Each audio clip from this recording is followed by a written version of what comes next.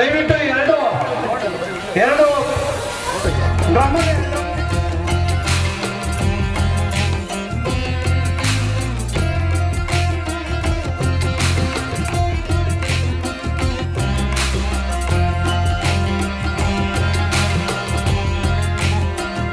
ಹೆಚ್ಚಿನ ಸಂಖ್ಯೆಯಲ್ಲಿ ಎಲ್ಲ ಆರತಿ ಮಾಡಿಬಿಟ್ಟು ಮನೆಯಲ್ಲಿ ರೆಡಿ ಮಾಡಿರ್ತಾರೆ. ಯಾವಾಗ ತಪ್ಪೆ ವಾದ್ಯ ನಿಮ್ಮ ಮನೆ ಹತ್ರ ಬರ್ತದೋ ಆಗ ಎಲ್ಲರೂ ಹೊರಟು ಬರಬೇಕು. ರಾತ್ರಿ ಲೇಟ್ ಬೇಕಾಗುತ್ತೆ, ಎಲ್ಲರೂ ಇಲ್ಲೇ ಕಾಯಬೇಕು ಕೊಂಡ ಹಚ್ಚಿ ಆರತಿ ಮಾಡೋರ್ಗು.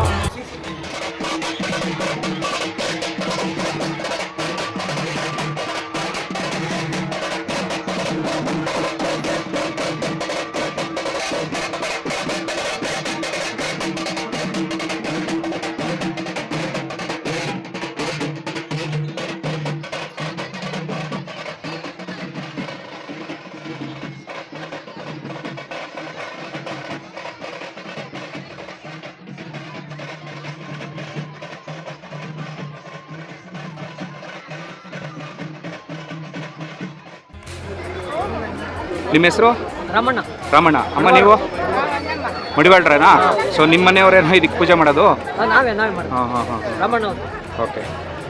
ಎಷ್ಟು ವರ್ಷದಿಂದ ಮಾಡ್ತಾ ಇದ್ದೀರಾ? 65 ವರ್ಷ ಆಗಿತ್ತು. ಎಷ್ಟು?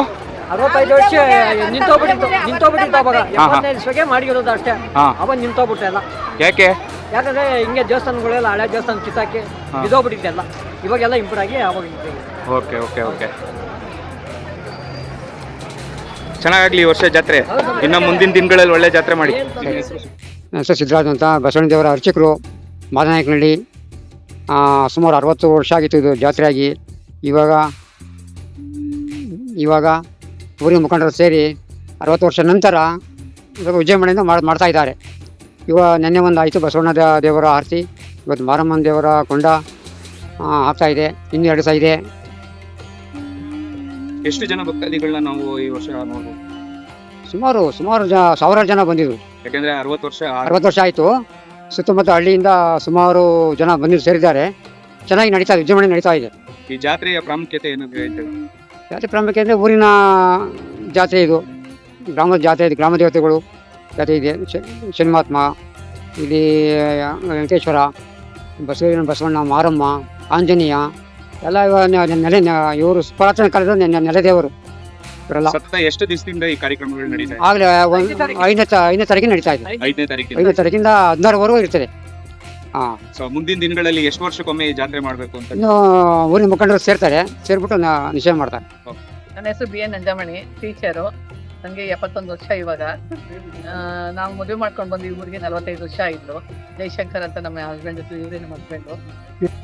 ಅವಾಗ್ಲಿಂದ ನಾನು 34 ವರ್ಷದಿಂದ ಟೀಚರ್ ಆಗಿದ್ದೆ. ಇವಾಗ ರಿಟೈರ್ಡ್ ಆಗಿದ್ದೀನಿ. ಅವಾಗಲಿಂದ ಹೇಳ್ತಾ ಇದ್ರು ನಮ್ಮ ಮಾವ ಅವರೆಲ್ಲ ಹೇಳ್ತಾ ಇದ್ರು, ಹಿರಿಕರೆಲ್ಲ ಹೇಳ್ತಾ ಇದ್ರು 60 ವರ್ಷದ ಹಿಂದೆ ಅಂತ ಆಗಿದ್ದೀವಿ ಜಾತ್ರೆ. ಇವಾಗ ನಾವೆಲ್ಲ ಒಂದು ಕಮಿಟಿ ಮಾಡ್ಕೊಂಡು ಮಾಡ್ಲೇಬೇಕಂತ ಊರಿನ ಕಮಿಟಿಗಳನ್ನ ಸೇರಿ ಒಂದು ಕಮಿಟಿ ಮಾಡ್ಕೊಂಡು ಜಾತ್ರೆ ಆಗ್ಲೇಬೇಕು, ಬಂಡ ಆಗ್ಲೇಬೇಕು, ಎಲ್ಲ ಊರಲ್ಲೂ ಆಗುತ್ತೆ, ನಮ್ಮೂರಲ್ಲಿ ಆಗ್ತಾ ಇಲ್ವಲ್ಲ ಅಂತ ಎಲ್ಲ ತೀರ್ಮಾನ ಮಾಡಿ ನಾವು ಈ ಕಾರ್ಯಕ್ರಮಕ್ಕೆ ಮಾಡ್ತಾ ಇದ್ವಿ. ತುಂಬಾ ಸಂತೋಷ ಆಗ್ತಾ ಇದೆ. ಎಷ್ಟು ಜನ ಬರ್ಬೋದಮ್ಮ ಮುಂದಿನ ದಿನಗಳು? ಅಂದ್ರೆ ಇವಾಗ ನಾಳೆ ನಾಡಿದ್ದು ಎಷ್ಟು ಜನಸಂದಣಿ ಆಗ್ಬೋದು ಅಂತ? ಜನಸಂದಣಿ ತುಂಬಾನೇ ಇಲ್ಲಿ ದಾರಿ ಹಿಡಿಯೋದಷ್ಟು ಎಲ್ಲ ಜನ ಬರ್ತಾರೆ, ತುಂಬಾ ಜನ ಬರ್ತಾರೆ. ಹೇಳ್ಬೇಕು ಅಂದ್ರೆ ದೊಡ್ಡ ಜಾತ್ರೆ ಆಗಿರೋದ್ರಿಂದ ಒಂದು 50,000 ಜನ ಆದ್ರೂ ಸೇರ್ಬೋದು. 40ರಿಂದ 50,000 ಜನ ಸೇರ್ಬೋದು. 4 ಕಡೆ ಎಲ್ಲ ಬ್ಯಾರಿಕೇಡ್ ಹಾಕಿ ನಾವು ಪಾರ್ಕಿಂಗ್ ಮಾಡಿದೀವಿ. ಮತ್ತೆ ಇಲ್ಲಿಗೆ ಅಲ್ಲಿಂದ ಇಲ್ಲಿ ಬರಕ್ಕೆ ಆಟೋ ವ್ಯವಸ್ಥೆ ಮಾಡಿದೀವಿ. ಹಂಗಾಗಿ ತುಂಬಾನೇ ಒಂದು 40ರಿಂದ 50,000 ಜನ ಸೇರುತ್ತೆ ಅಂತ ನನ್ನ ಅಂದಾಜು. ಮುಂದಿನ ದಿನಗಳಲ್ಲಿ ನಿಮ್ಮ ಜಾತ್ರಾ ಮಹೋತ್ಸವನ ಯಾವ ರೀತಿ ಒಂದು ಪ್ಲಾನ್ ಮಾಡ್ತಾ ಇದ್ದೀರಾ? ಅಂದ್ರೆ ಇದಕ್ಕೆ ಅಂತ ಒಂದು ಸಂಘಟನೆ ಅಂತಕ್ಕಂಥದ್ದು ಮಾಡ್ತೀರಾ ಏನು? ಹೌದು, ಇವಾಗ ಹೊಸದಾಗಿರೋದ್ರಿಂದ ನಾವೊಂದು ಎಲ್ಲ ಒಂದು ಸಮಿತಿ ಮಾಡ್ಕೊಂಡಿದ್ವಿ. ಆ ಸಮಿತಿ ತೀರ್ಮಾನ ಮಾಡ್ಕೊಂಡು ನೆಕ್ಸ್ಟ್ ಮಾಡ್ಬೇಕು ಅಂತ ಅಂದ್ಬಿಟ್ಟು ನಾವೆಲ್ಲ ತೀರ್ಮಾನ ಮಾಡ್ಕೊಂಡು ಇನ್ನು ಇದಕ್ಕಿಂತ ಏಕೆಂದ್ರೆ ಇವಾಗ ನಮ್ಗೆ ಏನು ಗೊತ್ತಿರ್ಲಿಲ್ಲ. ಅವ್ರನ್ನ ಅಕ್ಕಪಕ್ಕದವ್ರು ಅವ್ರನ್ನೆಲ್ಲ ಕೇಳ್ಕೊಂಡು ಯಾಕಂದ್ರೆ 60 ವರ್ಷದಿಂದ ಇರೋರು ಯಾರು ಇಲ್ಲ ಇವಾಗ. ಯಾರು ತಿಮ್ಮಸಯ್ಯನವ್ರು ಒಬ್ಬರೇ ಇರೋರು. ಅವ್ರು ಅವಾಗ ಸ್ವಲ್ಪ ಚಿಕ್ಕವರೇ ಇರ್ತಾರೆ, ಅವ್ರಿಗೆ ಗೊತ್ತು. ಅವ್ರ ಒಂದು ಸಮ್ಮುಖದಲ್ಲಿ ನಾವೆಲ್ಲ ಮಾಡಿರೋದು. ಇವಾಗ ಮಾಡಿರೋ ದೇವ್ರ ಅವ್ರ ಚಿಕ್ಕಪ್ಪ ಅವ್ರವು ಅವ್ರ ಸಮ್ಮುಖದಲ್ಲೇನೆ ಇವಾಗ ಮಾಡಿದ್ದು. ಅಕ್ಕಪಕ್ಕದನ್ನೆಲ್ಲ ಕೇಳ್ಕೊಂಡು ನಾವು ಜಾತ್ರೆ ಮಾಡ್ತಾ ಇದೀವಿ. ನೆಕ್ಸ್ಟ್ ಇವಾಗ ನಾವೆಲ್ಲ ನೋಡ್ಕೊಂಡಿರೋದ್ರಿಂದ ನೆಕ್ಸ್ಟ್ ನಾವು ಮುಂದ್ಸಲ ನಾವೇ ಸ್ವಂತವಾಗಿ ಮಾಡಬೇಕು ಅಂತ ಹೇಳಿ ಪ್ಲಾನ್ ಮಾಡ್ತಾ ಇದ್ವಿ. ಓಕೆ ಅಮ್ಮ. ಸರ್ ನಮಸ್ತೆ. ಸತತ ಎಷ್ಟು ವರ್ಷಗಳ ನಂತರ ಈ ಒಂದು ಜಾತ್ರೆ ಮಾಡ್ತಾ ಇದ್ದೀರಿ? 58 ವರ್ಷಗಳ ನಂತರ ಈ ಜಾತ್ರಾ ಮಹೋತ್ಸವನ ಹಮ್ಮಿಕೊಂಡಿದ್ದೀವಿ. ಇಲ್ಲಿ ಪಕ್ಷ ಭೇದ ಮರೆತು, ಜಾತಿ ಭೇದ ಮರೆತು, ಧರ್ಮ ಭೇದ ಮರೆತು ಎಲ್ಲಾ ವರ್ಗದ ಜನ ಸಹ ಇದರೊಳಗೆ ಪಾಲ್ಗೊಂಡಿದ್ದಾರೆ. ಎಲ್ಲಾರ ಮನೆಗೂ ಸಹ ಆರತಿ ಮಾಡಿದ್ರೆ ಇದು ತುಂಬು ಜಾತ್ರೆ, ಬಹಳ ಸಂತೋಷ ಆಗ್ತದೆ. ಸರಿ, ಈ ವರ್ಷ ಈ ಒಂದು ಜಾತ್ರಾ ಮಹೋತ್ಸವಕ್ಕೆ ಎಷ್ಟು ಜನಸಂಖ್ಯೆಯನ್ನ ನೀವು ಅಪೇಕ್ಷೆ ಮಾಡ್ತಾ ಇದ್ದೀರಾ? ಈಗ ಪೊಲೀಸ್ ಇಂಟೆಲಿಜೆನ್ಸ್ ರಿಪೋರ್ಟ್ ಪ್ರಕಾರ ಇವತ್ತು ನಾಳೆ 1 ಲಕ್ಷ ಜನ ಸೇರ್ತಾರೆ ಅಂತ ಮಾಹಿತಿ ಇದೆ. ಹಂಗಾಗಿ ಪೊಲೀಸ್ ಸಿಬ್ಬಂದಿ ಸಹ ಜಾಸ್ತಿ ಇದ್ದಾರೆ. ಹಾಗಾಗಿ ನಮಗೂ ಆ ಒಂದು ನಿರೀಕ್ಷೆ ಇದೆ. ಯಾವ ಗ್ರಾಮ ದೇವತೆಗಳು ನಿಮ್ಮ ಊರಿನ ವಿಶೇಷತೆಯನ್ನ ಒಳಗೊಂಡಿದೆ? ನಮ್ಮೂರಲ್ಲಿ ಈಗ ಮಾರಮ್ಮನ ಜಾತ್ರೆ ಮಾಡ್ತಾ ಇದ್ವಿ. ನಮ್ಮೂರಲ್ಲಿ ಬಸವಣ್ಣ, ಆಂಜನೇಯ, ಮಾರಮ್ಮ, ಷಣ್ಮಾತ್ಮ, ವೆಂಕಟೇಶ್ವರ, ಶನೇಶ್ವರ ಎಲ್ಲಾ ದೇವ್ರಿಗೂ ಆರತಿ ಮಾಡಿದ್ವಿ. ಎಲ್ಲಾ ದೇವ್ರಿಗೂ ಸಹ ಮೆರವಣಿಗೆ ಮಾಡಿದ್ವಿ. ಮುಂದಿನ ದಿನಗಳಲ್ಲಿ ಈ ಜಾತ್ರಾ ವ್ಯವಸ್ಥೆಯನ್ನ ಯಾವ ರೀತಿ ನೀವು ಇನ್ನ ಅಭಿವೃದ್ಧಿ ಮಾಡ್ಬೇಕು ಅಂತ ಯೋಚನೆ ಅದು ಮಾಡ್ತಾ ಮುಂದೆ ಸಮಿತಿಯಲ್ಲಿ ಕೂತ್ಕೊಂಡು ನಿರ್ಧಾರ ಮಾಡ್ತೀವಿ. ಸೊ ಇದಕ್ಕೆ ಅಂತ ಒಂದು ಸಮಿತಿ ರಚನೆ ಮಾಡಿದ್ದೀರಾ? ಎಲ್ಲಾ ಜಾತಿ ವರ್ಗದವ್ರನ್ನ ಸೇರ್ಸ್ಕೊಂಡು ಸಮಿತಿ ಮಾಡಿದ್ವಿ. ಆ ಸಮಿತಿಯ ತೀರ್ಮಾನದಂತೆ ಮುಂದೆ ನಡೆಯುತ್ತೆ. 2015 ಇಸ್ವಿಂದನೂ ಸ್ಟಾರ್ಟ್ ಮಾಡಿದ್ವಿ. ಕೊನೆಗೆ 2026ಕ್ಕೆ ಅದಕ್ಕೆ ಮಾರ್ಗದರ್ಶನ ಸಿಕ್ತು. ಎಲ್ಲ ಊರಿನ ವೀರರು, ಗಣ್ಯವ್ಯಕ್ತಿಗಳು, ಹಿರಿಯರು ಸುಮಾರು ಏನ್ ನಾವೆಲ್ಲ ಕೂತ್ಕೊಂಡು ಮಾತಾಡಿದಾಗ ಮಾಡೋಣ ಅಂತ ಹೇಳಿ ತೀರ್ಮಾನ ಬಂದಾಗ, ಅವಾಗ ನಾನು ಬುದ್ಧಿ ಕಂಡಾಗ 25-30 ಮನೆ ಏನಾಯ್ತು. ಅವಾಗ 150 ಜನ 200 ಜನ ಜನಸಂಖ್ಯೆ ಇದ್ದಿದ್ವು ಅಷ್ಟೇ. ಆಮೇಲೆ ಈಗ ಒಂದು 4,000-5,000 ಮನೆಗಳಾಗಿದೆ. ಸುಮಾರು ಒಂದು 20-25 ಸಾವಿರ ಜನ ಸಂಖ್ಯೆ ಇದೆ ಮಾಧ್ಯಮಿಕಗಳಲ್ಲಿ.